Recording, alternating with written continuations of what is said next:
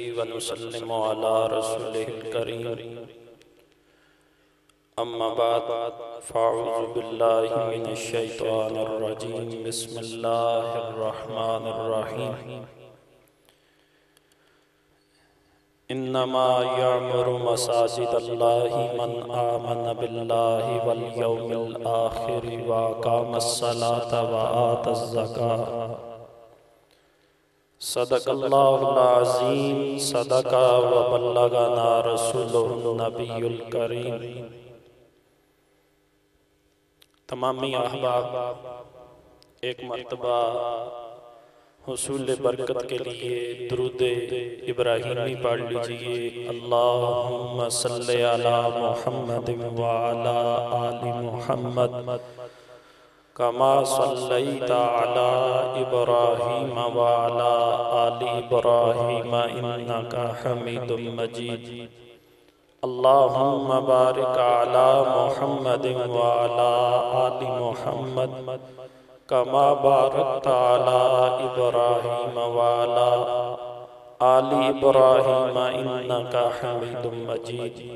باواز بلند پڑھیے الصلاۃ والسلام علیک یا رسول اللہ۔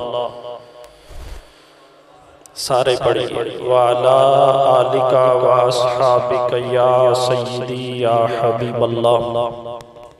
الصلاۃ والسلام علیک یا سیدی یا نبی اللہ وعلی آلک واصحابک یا خاتم النبیین۔ حمد و صلاۃ کے بعد انتہائی معزز و محترم برادر مکرم عالم نبیل حضرت علامہ زبیر محمود بلوچ صاحب، امام و خطیب مسجد حاضہ، برادر محترم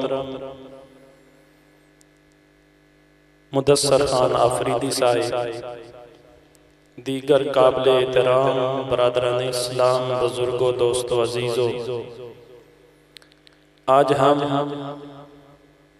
اللہ کے اس پاک گھر جامع مسجد علی المرتضیٰ میں ماہانہ تربیتی پروگرام حی علی الفلاح، آؤ دو جہاں کی کامیابی کی طرف، برائے سال ثواب ہمارے محترم بھائی مرحوم و مغفور محمد رضوان اور مٹھو صاحب کے لیے ہے۔ اللہ کریم تمامی دوستوں کا آنا اپنی بارگاہ میں قبول فرمائے، ہمارے بھائی کی اللہ کریم کامل بخشش و مغفرت فرمائے، اور ہم سب کو اللہ کریم ایمان کی حالت میں موت عطا فرمائے۔ احباب گرامی، مسجد کے متعلق چند گزارشات آپ کے سامنے عرض کرنے کا مجھے حکم ملا۔ اسی ضمن میں چند باتیں آپ کے گوش گزار کروں گا، لیکن پہلی عرض میری یہ ہے کہ آپ تھوڑا تھوڑا قریب بھی تشریف لے آئیں، اور تھوڑا سا غور بھی، جو دوست پیچھے ہیں تھوڑے آگے، یہ گیپ ختم کرنا، تسی مہربانی بس آگے والے بیٹھے ہیں، جو دوست پیچھے بیٹھے، جزاک اللہ۔ نماز عشاء میں ابھی پونا گھنٹہ باقی ہے، اسی دورانیے میں چند باتیں قبلہ اساسی الکریم کے آنے تک میں آپ کے گوش گزار کروں گا۔ دعا ہے مالک کریم میری زبان پر کلمات حقہ جاری فرمائے، سن سنا کے ہمیں عمل کرنے کی بھی توفیق عطا فرمائے۔ چونکہ اس موضوع کے انتخاب کرنے کی ایک وجہ یہ بھی ہے کہ بھائی محمد رضوان کو آپ تمامی احباب جانتے ہیں کہ مسجد کے ساتھ ان کا ایک خاص دلی لگاؤ تھا، مسجد کی خدمت کرنے میں وہ ہمیشہ پیش رہتے تھے، اور جو بندہ اللہ کے گھر کے ساتھ محبت رکھتا ہے اللہ اس بندے کو اپنا محبوب بنا لیتا ہے۔ یہ حدیث مبارکہ ہے کہ جو بندہ مسجد کے ساتھ محبت کرتا ہے اللہ اس بندے کو اپنا محبوب بنا لیتا ہے، اور اللہ جس بندے کو اپنا محبوب پیارا بنا لے لوگوں کے دل کے اندر اللہ اس کی محبت پیدا کر دیتا ہے۔ کل شریف کے موقع پر بھی میں نے دیکھا نوجوانوں کی اکثریت اس پرفتن دور میں بھی مسجد کے اندر موجود تھی۔ یقیناً یہ ہمارے لیے ایک سبق ہے کہ ہم بھی اگر مسجد کے ساتھ محبت کریں گے، اپنا تعلق بنائیں گے، تو مرنے کے بعد بھی ہمارے لیے دعاؤں کا سلسلہ چلتا رہے گا۔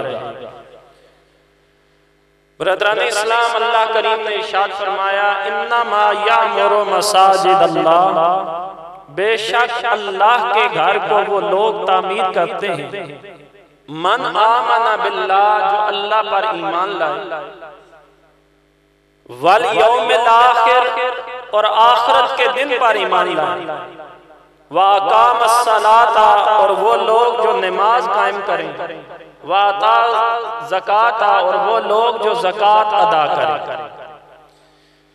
عمومی طور پر یہ سمجھا جاتا ہے کہ مسجد کی تعمیر صرف یہ ہے کہ اینٹیں کھڑی کروا دی، دیواریں بنا دی، پلستر کروا دیا، یہ مسجد کی تعمیر ہو گئی۔ یہ مسجد کی تعمیر ضرور ہے، لیکن علماء مفسرین نے اسی آیت کریمہ کے ضمن میں یہ وضاحت فرمائی کہ ایک ہے مسجد کی ظاہری تعمیر، اور وہ یہی ہے کہ جس طرح گھر کو بنایا جاتا ہے اسی طرح مسجد کو بنایا جائے، مستری اور مزدور لگے، اہل محلہ ساتھ شرکت کریں، کوئی آدمی اینٹیں دے رہا ہے، کوئی سیمنٹ دے رہا ہے، اور مسجد تعمیر ہو جائے۔ یہ مسجد کی ظاہری تعمیر ہے۔ یقیناً یہ مسجد کی ظاہری تعمیر کرنے والا بھی حضور علیہ السلام کے اس فرمان عالی شان کے مطابق من بنا للہ مسجدا بن اللہ لہ بیتا فی الجنہ، جو آدمی اللہ کے لیے اور اللہ کی رضا کے لیے مسجد بناتا ہے اللہ اس کے لیے جنت میں گھر تعمیر فرماتا ہے۔ اس کے مطابق ظاہری تعمیر کرنے والا بھی اجر و ثواب سے محروم نہیں رہتا، لیکن علماء کرام نے، مفسرین نے ظاہری تعمیر تک مسجد کو محدود نہیں رکھا، بلکہ فرمایا اس کی اصل تعمیر یہ ہے کہ مسجد کے اندر عبادت کے لیے ساری چیزوں کا مہیا کرنا، یہ مسجد کی اصل تعمیر کے معنی میں ہے۔ یعنی کہ مسجد کی اصل تعمیر یہ ہے کہ آدمی ظاہری تعمیر کرنے کے بعد مسجد کو نمازیوں کے لیے صاف کرنا، مسجد کے اندر ایسا ماحول رکھنا کہ لوگ مسجد کے اندر آئیں، آذان دینا اور نماز پڑھانا، امامت کروانا اور لوگوں کو نماز کی دعوت دینا کہ وہ مسجد میں آئیں۔ فرمایا یہ اصل میں مسجد کی تعمیر کہلاتا ہے۔ مجھے آپ بتلائیے، اگر یہ مسجد تو موجود ہو، ظاہری تعمیر مکمل ہو چکی ہو، لیکن یہاں پر آذان دینے والا بھی کوئی نہ ہو، اور یہاں پر نماز پڑھانے والا بھی کوئی نہ ہو، اور یہاں پر نماز پڑھنے والا بھی کوئی نہ ہو، تو پھر مسجد کا مقصد باقی رہے گا۔ یہاں پر ذکر و اذکار کرنے والا بھی کوئی نہ ہو، قرآن کی تلاوت کرنے والا بھی کوئی نہ ہو، تو پھر مسجد کا کوئی مقصد رہتا نہیں۔ اصل میں جو وعیدیں بیان کی گئیں وہ اسی بات پر ہے، اس سے بڑا ظالم کون ہو سکتا ہے جو اللہ کے گھر میں آنے سے لوگوں کو منع کرے اور مسجد کی غیر آبادی کا سبب بنے، اس سے بڑا کوئی ظالم ہو سکتا نہیں۔ تو مسجد کی اصل تعمیر یہ ہے کہ مسجد کے معاملات کے اندر دلچسپی لینا، مسجد کی صفائی کا خیال رکھنا، مسجد کے لیے چندہ جمع کرنا۔ اب کیا ہوتا ہے، ہمارا ایک نوجوان بھائی جو محلے میں سے اللہ جسے توفیق عطا فرماتا ہے اور وہ اس طرف آتا ہے، وہ مسجد کے لیے چندہ کرتا ہے۔ اب طرح طرح کی باتیں سننی پڑتی ہیں۔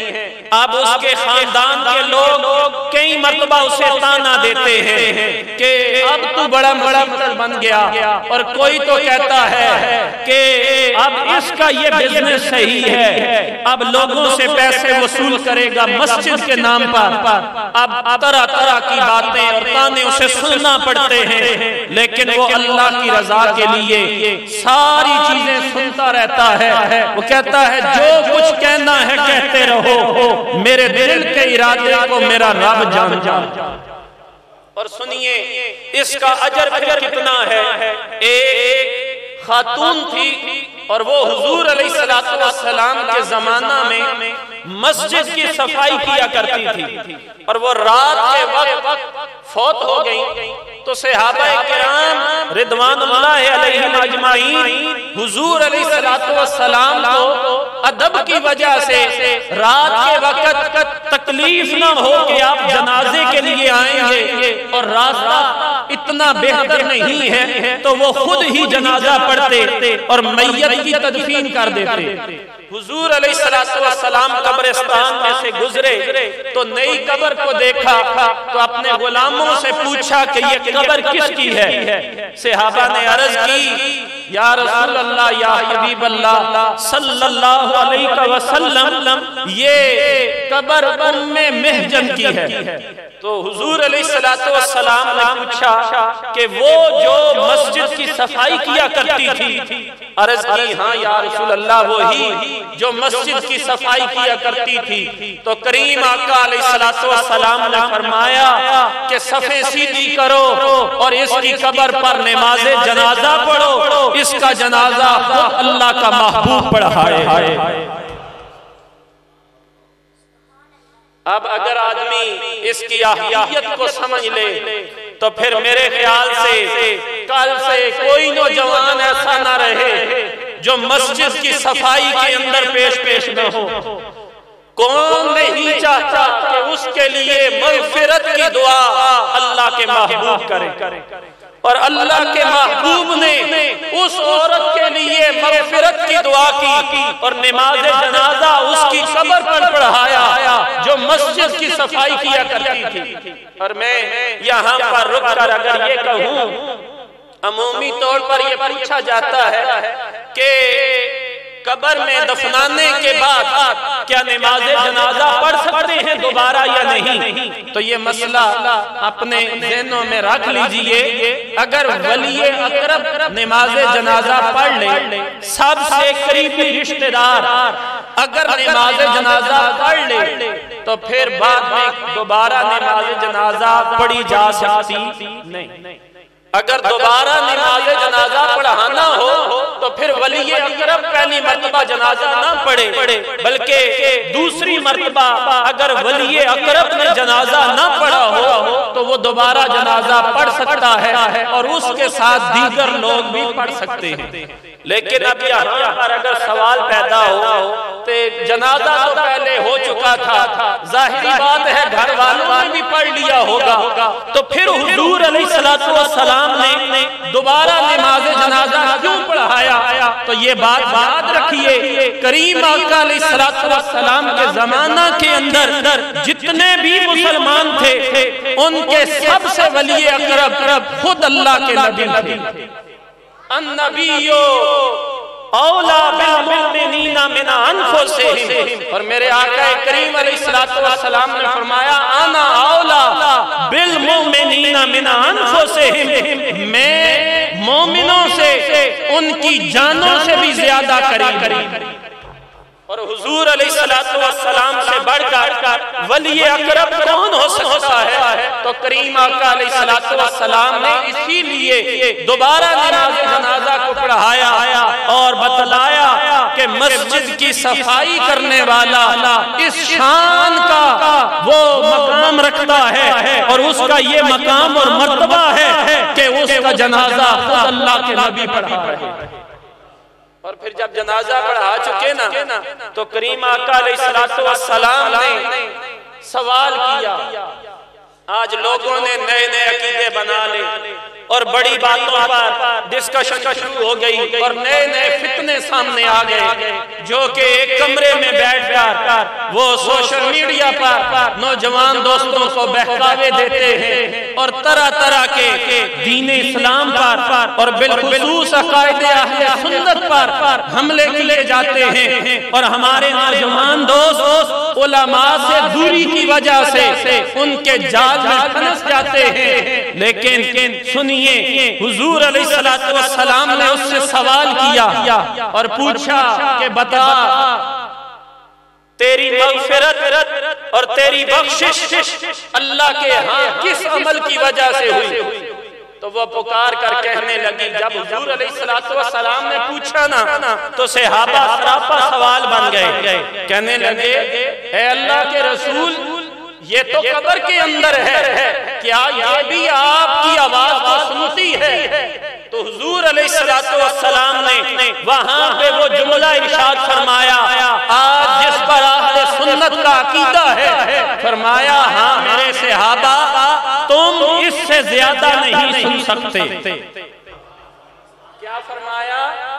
میری آواز جو یہ سن رہی ہے، تم اس سے زیادہ نہیں سن سکتے، جس طرح میرے سامنے تم میری آواز کو سن رہے ہو، اسی طرح یہ قبر میں بھی میری آواز کو سن رہی ہے۔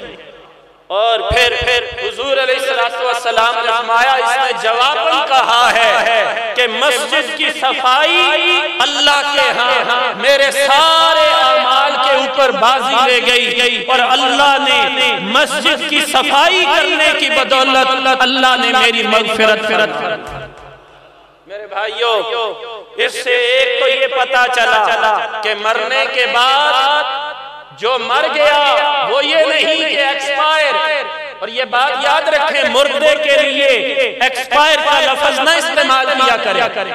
ایکسپائر کا مطلب ہوتا ہے ضائع ہو گیا، نہیں، ہم اسی لیے کہتے ہیں اگر مرنے والا ایماندار ہو وہ مرتا نہیں، وہ تو انتقال کر جاتا ہے، اس جہاں سے دوسرے جہاں کے اندر منتقل ہو جاتا ہے، اور وہ جہاں اگر وہ نیک تھا، اگر وہ مسجد کی صفائی کرنے والا تھا، اگر وہ اللہ کے گھر سے محبت کرنے والا تھا، تو میری یہ بات لکھ لیں، اس جہان سے اس کا وہ جہاں کہیں درجے بہتر ہے۔ کون کہتا ہے کہ مومن مر گئے؟ کون کہتا ہے کہ مومن مر گئے؟ وہ تو قید سے چھوٹے اپنے گھر گئے۔ حدیث مبارکہ ہے، دنیا مومن کے لیے قید خانہ ہے اور کافر کے لیے جنت ہے۔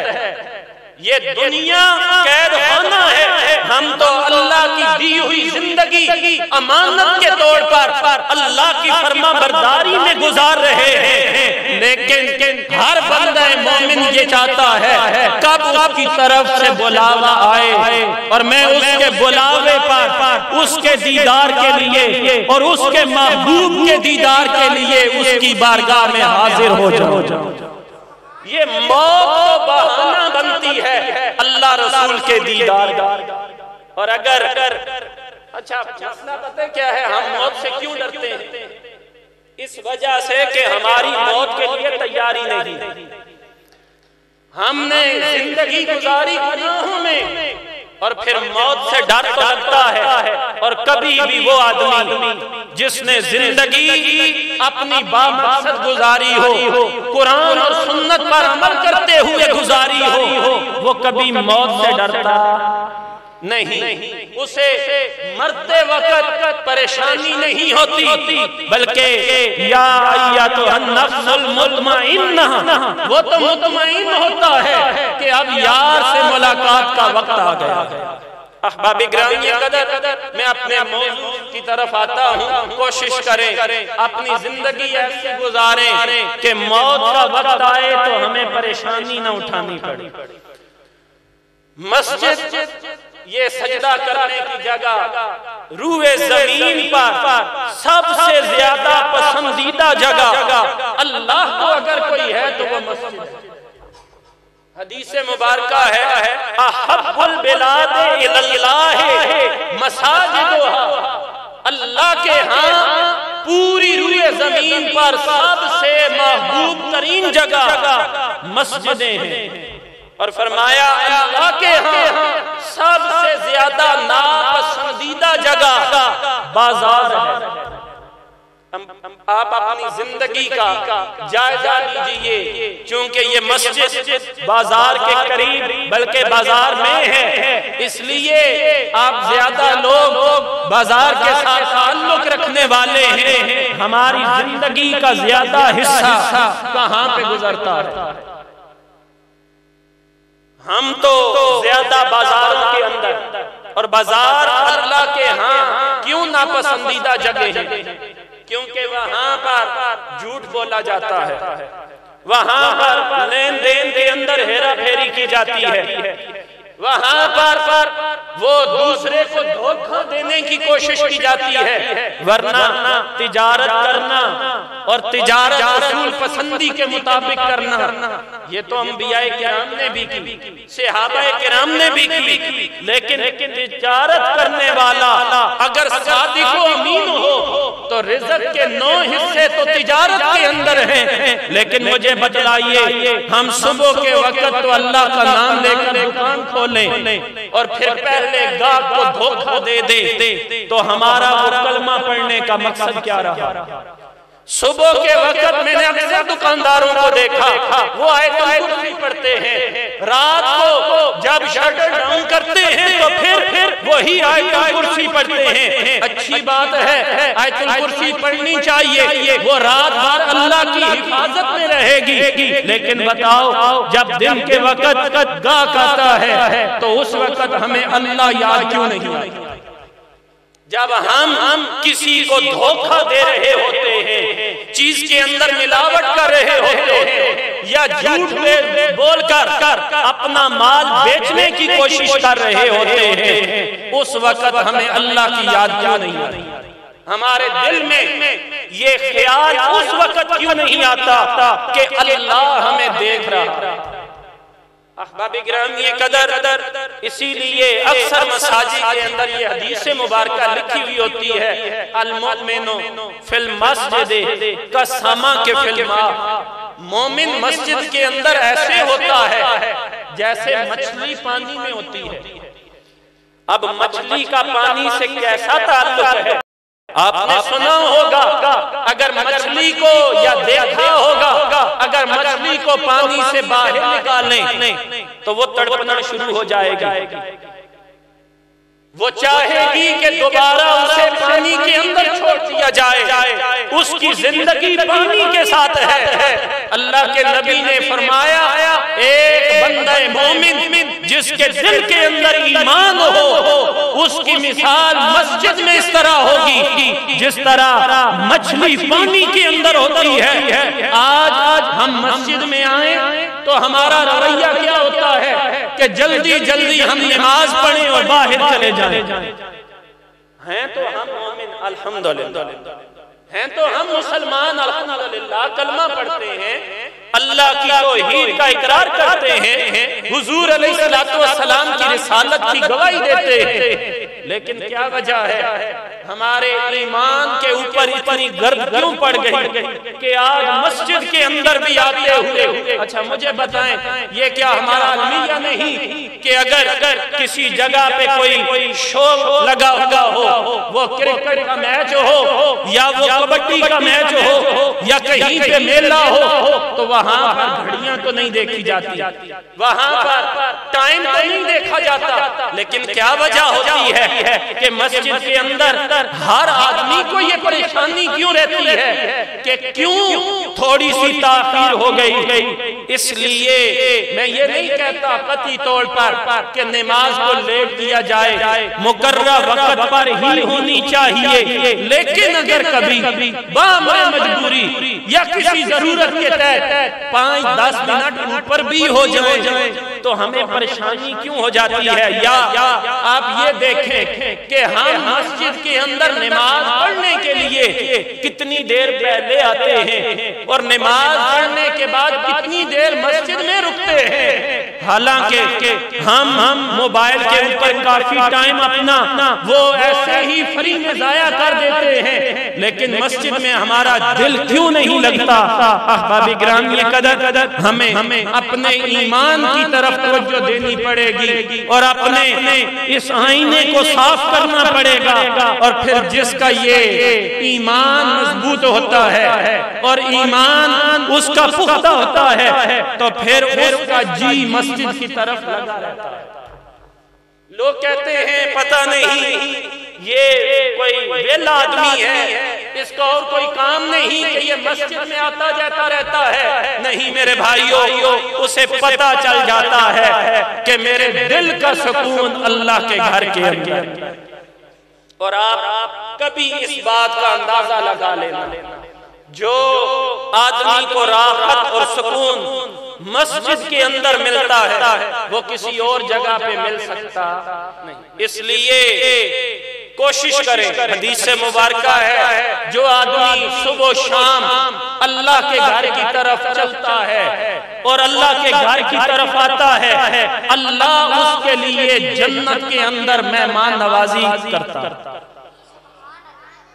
بنو سلمہ قبیلہ تھا اور ان کے گھر مسجد سے کافی دور تھے اور وہ چاہتے تھے کہ ہم مسجد کے قریب آ جائیں، آنے جانے میں کافی ٹائم لگتا۔ کریم آقا علیہ السلام نے منع فرما دیا، فرمایا نہیں، کیا تم اس اجر و ثواب سے محروم رہنا چاہتے ہو کہ جتنے قدم تم چل کر آؤ گے اتنے قدموں کے بدلے میں اللہ تمہارے گناہوں کو بھی معاف کرے گا، اللہ تمہارے درجات کو بھی بلند کرے گا۔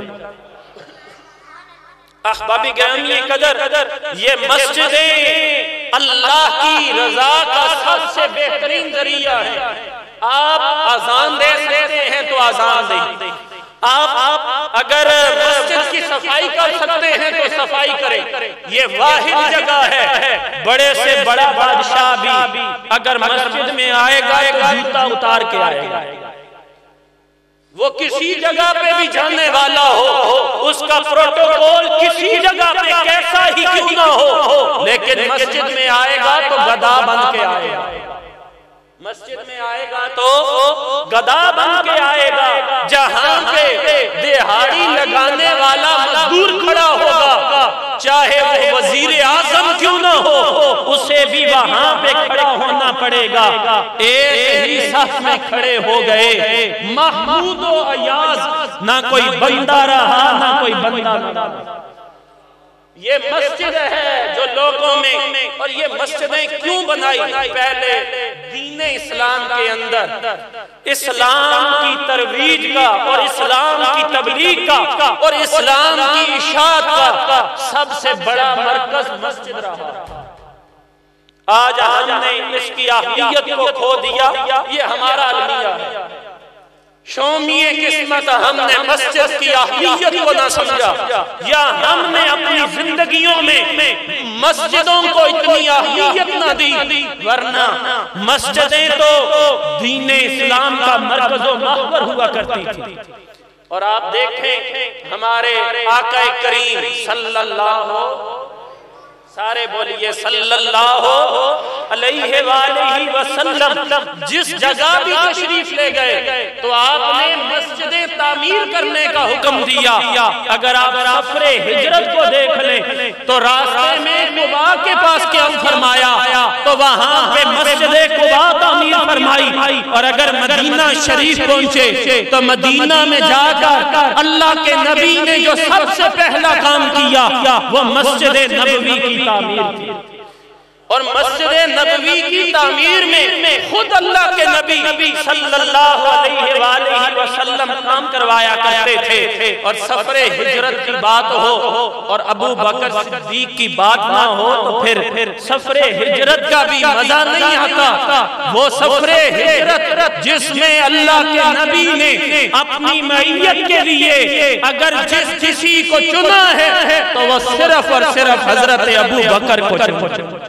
میں جماعتی ثانی کے حوالے سے اسی موضوع کے تحت ایک دو باتیں عرض کرتا چلوں۔ آج لوگوں نے طرح طرح کی باتیں شروع کر دی، اور جو دین پڑھے ہوئے نہیں تھے انہوں نے بھی صحابہ کرام کے بارے میں منہ کھولنا شروع کر دیا۔ وہ ڈاکٹر ہوں یا پروفیسر ہوں، ہمیں ان سے لگاؤ نہیں، لیکن یہ بات یاد رکھیں صحابہ کرام وہ نفوس قدسیہ ہیں اللہ نے جن کو اپنے محبوب کی سنگت کے لیے چنا ہوا۔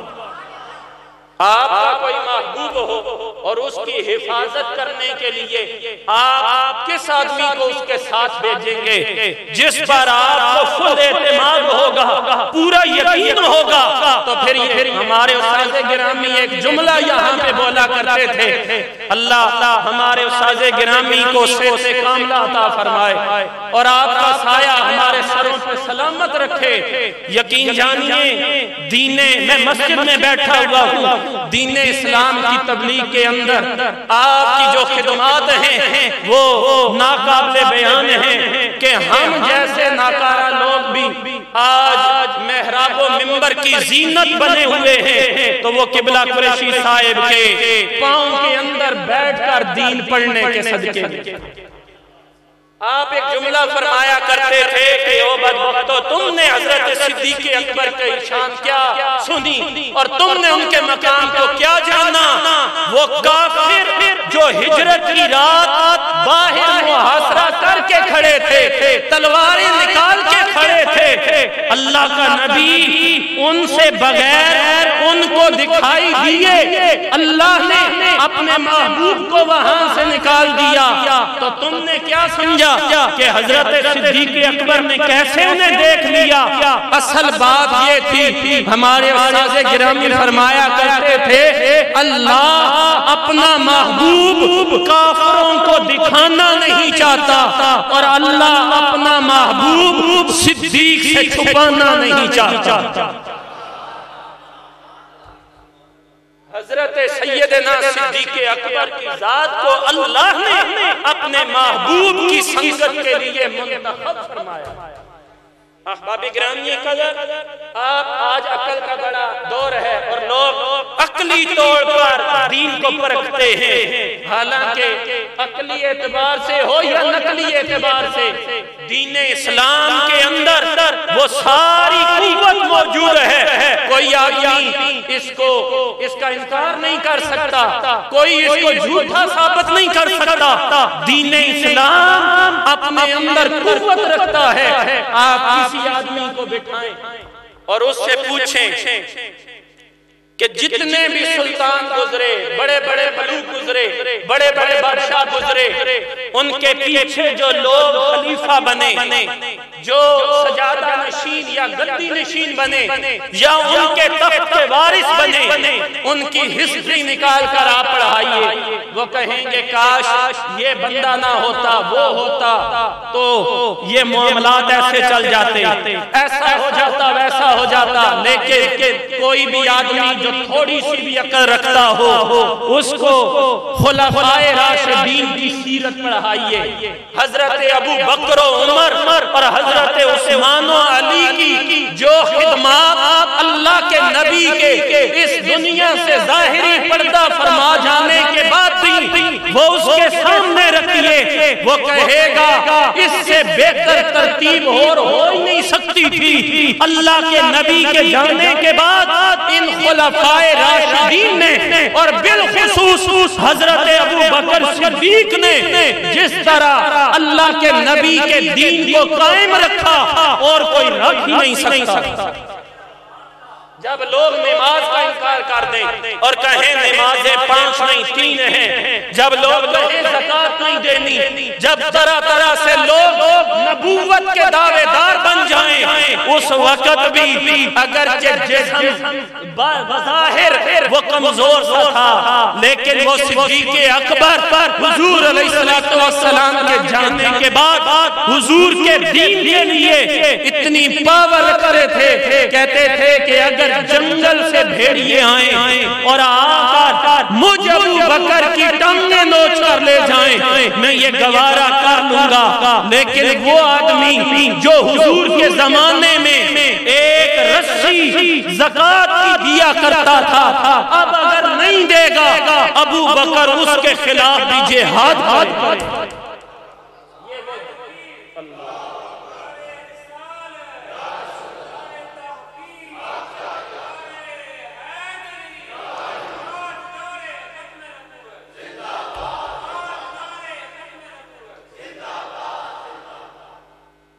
حضرت ابو بکر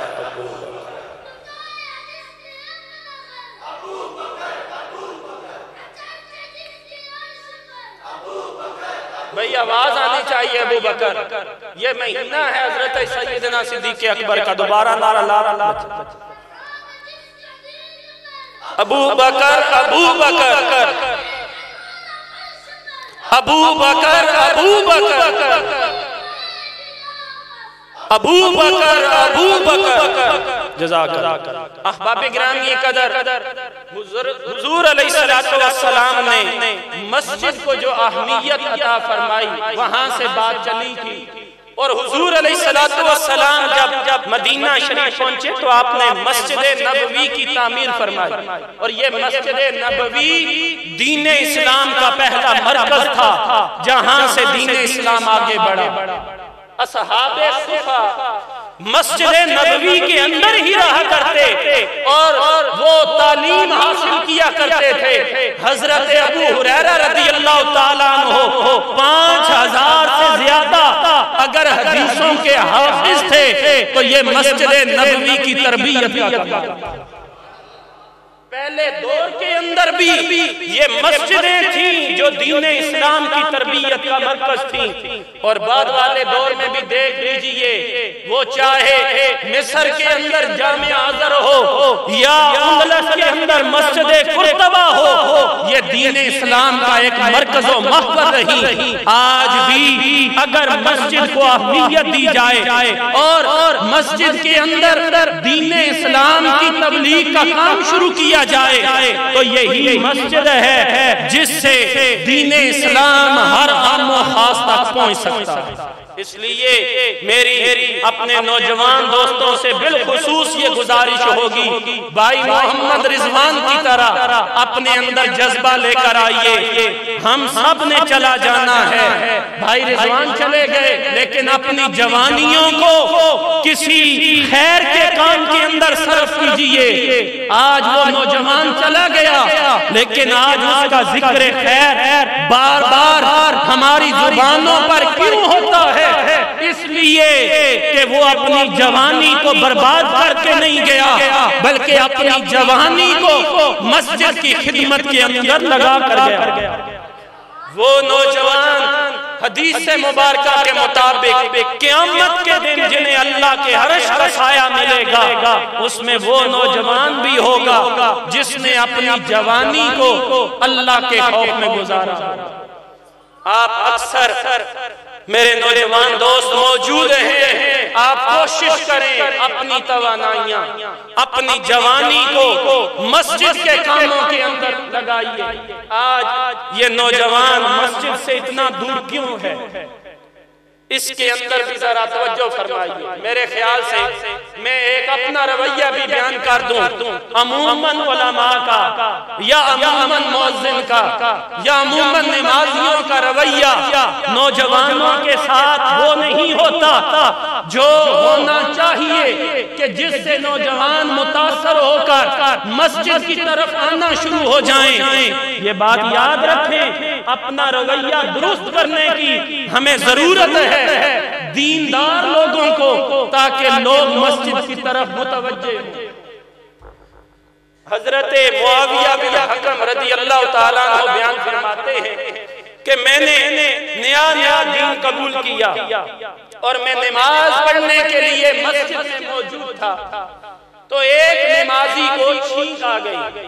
آپ جانتے ہیں اگر نماز کے دوران چھینک آ جائے تو پھر اس چھینک کا جواب نہیں دے گا جاتا۔ ویسے تو سنت ہے کہ اگر چھینک آئے تو چھینکنے والا الحمدللہ کہے اور سننے والا یرحمک اللہ کہے، اور پھر وہ واپسی کہے یہدیکم اللہ ویصلح بالکم۔ یہ چھینک کا جواب دینا چاہیے، لیکن وہ کہتے ہیں مجھے یہ پتہ نہیں تھا کہ نماز کے دوران چھینکنے والے کو یرحمک اللہ کہنا ہے یا نہیں۔ مجھے اس بات کا علم نہیں تھا، میں نے نیا دین قبول کیا تھا، تو نماز پڑھتے ہوئے میں نے چھینکنے والے کو اس کا جواب دے دیا۔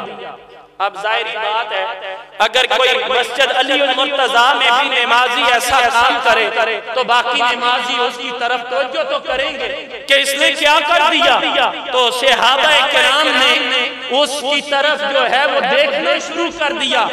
تو وہ فرماتے ہیں کہ میں نے کہا کہ کیا ہو گیا تمہیں، کیوں میری طرف ایسے دیکھتے ہو، میں نے کیا کیا ہے؟ تو انہوں نے اپنے ہاتھوں پر ہاتھ مارے، اور یہ ہوتا ہے نمازی کو متوجہ کرنے کا طریقہ۔ وہ کہتے ہیں میں بھانپ گیا کہ یہ مجھے خاموش کروانا چاہتے ہیں، میں خاموش ہو گیا، اور جب نماز مکمل ہوئی تو وہ کہتے ہیں سنو، میرے اور آپ کے کریم آقا مولا صلی اللہ علیہ وآلہ وسلم کے اخلاق کریمہ کیا تھے؟ ایسی غلطی کرنے والے کو اگر ہم لوگوں کے سامنے ڈانٹ دیں وہ کیا دوبارہ مسجد میں آئے گا؟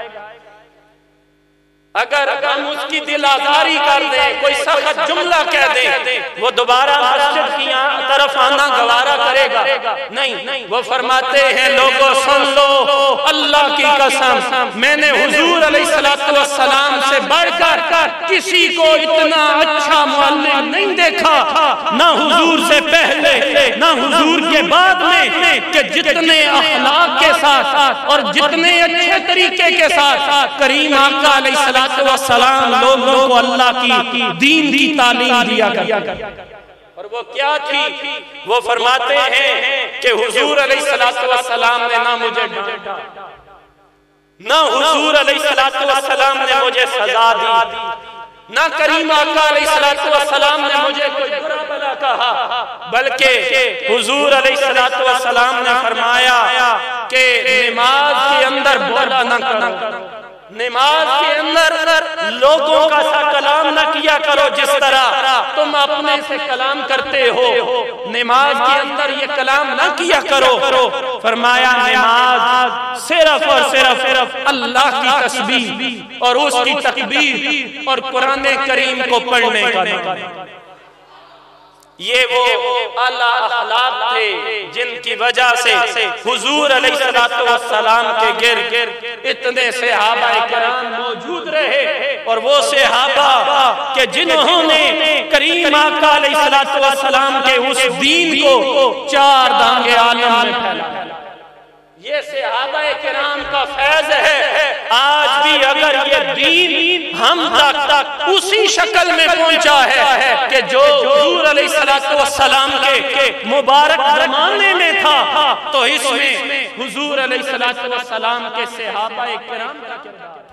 اس لیے اگر کوئی صحابہ کرام رضوان اللہ علیہم اجمعین کو شک کی نظر سے دیکھے تو پھر دین کے پیچھے